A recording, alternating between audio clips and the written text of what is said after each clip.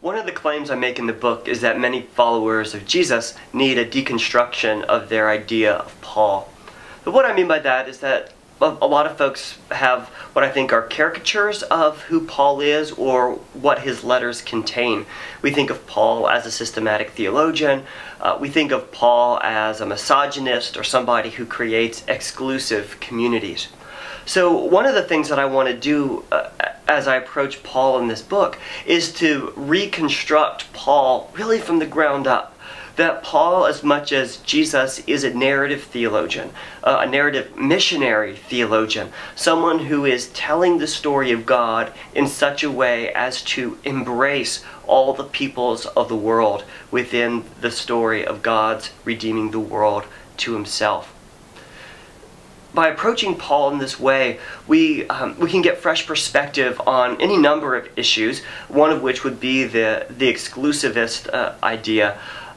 This arises maybe perhaps as much as anything from Paul's telling of his churches to judge people. 1 Corinthians 5, Paul says, aren't we supposed to judge people within the church?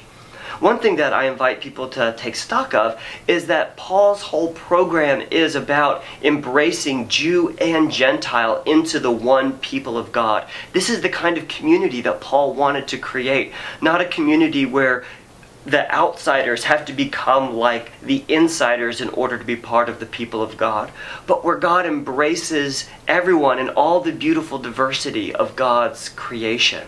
The culminating moment of Romans 15 is where Paul says that the community that in which God is known and praised is a community in which Jews and Gentiles sit together, the nations of the earth gathered together, praising God in one accord with one voice. Paul's vision for creation is that it reaches its culmination in God's plan when all of God's people are gathered together in Christ, singing praises to God. This is not an exclusive story. It's a story in which God is at work in the world as far as the curse is found.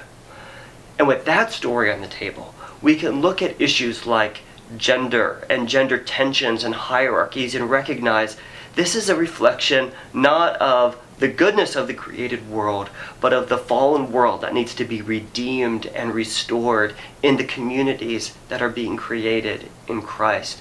So this reconstructed Paul that I have on offer, it's both to help us see that this Paul is in one accord with the teaching and message and life of Jesus, and it's also for us to see that the churches in our contemporary context, if they reflect the vision of Paul's story, are going to be positioned to powerfully proclaim the gospel in every corner of God's world.